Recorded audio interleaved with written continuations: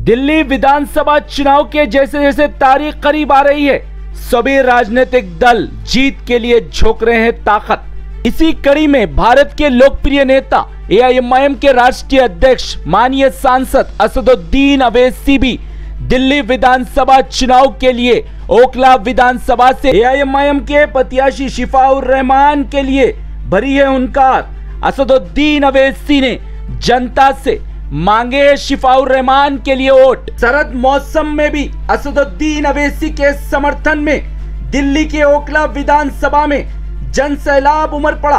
असदुद्दीन अवैसी को जनता दिला रही थी विश्वास, कह रही थी ओखला विधानसभा से मजलिस के प्रत्याशी शिफाउर रहमान को भारी मतों से जिताएंगे। असदुद्दीन अवैसी भारी भीड़ के बीच ही शाहीन बाग में पैदल मार्च किया। जनता कह रही थी सड़क हो या फिर सदन हो, असदुद्दीन अवैसी ने सीए/एनआरसी के खिलाफ किया था प्रदर्शन और कहा कि जब कभी भी मुसलमानों पर दिल्ली में हुआ अत्याचार, असदुद्दीन अवैसी दिल्ली में प्रवेश करते थे और इस अत्याचार के खिलाफ अपना विरोध जताते थे, चाहे वो सड़क हो या मीडिया के माध्यम से हो या फिर सदन हो। यही है असदुद्दीन अवैसी।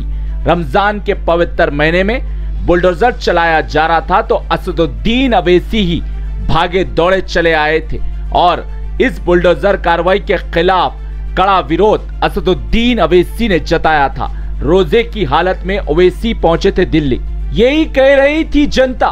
बता दे दिल्ली में 70 विधानसभा सीट है, चुनाव 5 फरवरी को होना है।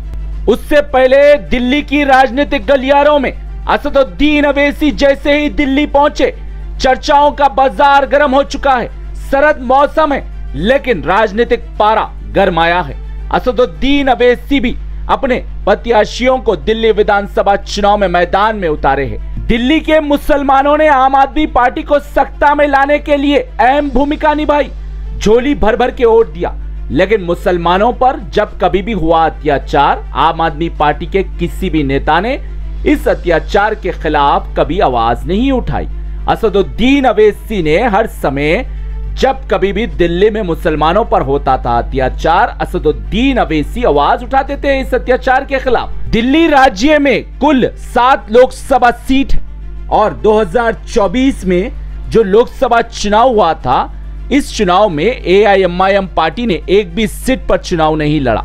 उसके बावजूद यहां पर भाजपा 7 के 7 लोकसभा सीट पर जीत हासिल करती है। लेकिन दिल्ली राज्य में सरकार आम आदमी पार्टी की है, फिर लोकसभा सीट पर एक भी जीत हासिल नहीं कर पाए। इसके कारण ही तस्वीर साफ हो चुकी है और जनता भी समझ गई है। इस मर्तबा एआईएमआईएम के प्रत्याशियों को जिताकर हर समस्या का समाधान करवाएंगे, क्योंकि भाजपा का अंदरूनी समर्थन करने वाली पार्टी कोई है तो वो आम आदमी पार्टी है। 2024 का लोकसभा चुनाव इसका बड़ा उदाहरण है। इसके कारण ही असदुद्दीन अवैसी अभी थके नहीं। असदुद्दीन अवैसी दिल्ली में जब कभी भी होते हैं चुनाव, अवैसी की पार्टी के प्रत्याशी मैदान में होते हैं। अब जनता भी समझ रही है किसे वोट देना है और किसे नकारना है, ये तो आने वाला समय ही बताएगा। एआईएमआईएम पार्टी के कितने प्रत्याशी जीतकर दिल्ली की विधानसभा में जनता से जुड़े मुद्दों पर गरजेंगे।